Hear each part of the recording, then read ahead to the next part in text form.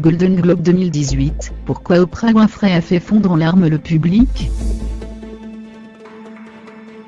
La puissante et influente Oprah Winfrey a reçu le Cecil B. DeMille Award pour saluer l'ensemble de sa carrière, le 7 janvier lors de la cérémonie des Golden Globes à Los Angeles. Comme toutes les autres personnalités féminines présentes, elle arborait une tenue noire, pour protester contre les violences sexuelles, alors qu'Hollywood est encore sonné par l'affaire Weinstein.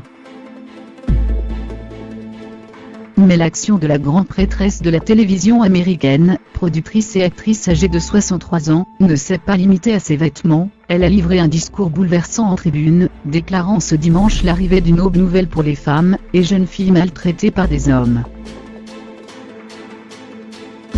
Celle qui est également actrice, a rendu hommage à la campagne anti-harcèlement Moi aussi, lancée après le scandale Weinstein, et qui incite les femmes victimes de harcèlement ou d'agressions sexuelles à témoigner publiquement.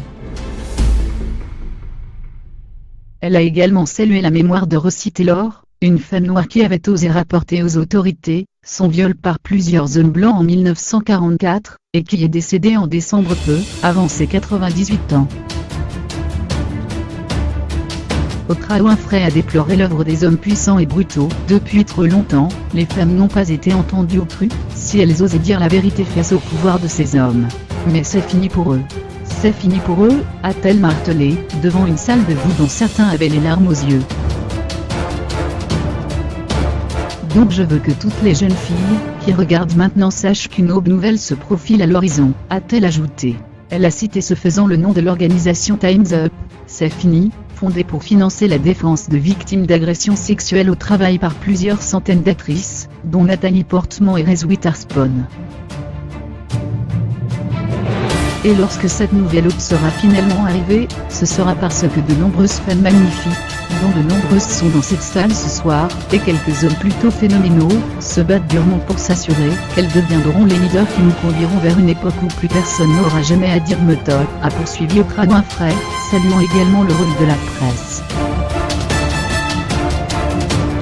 C'est l'insatiable besoin de découvrir la vérité absolue, qui nous empêche de fermer les yeux sur la corruption et l'injustice, a-t-elle déclaré. Je veux dire que j'attache de l'importance à la presse plus que jamais auparavant, tandis que nous essayons de naviguer dans ces temps complexes.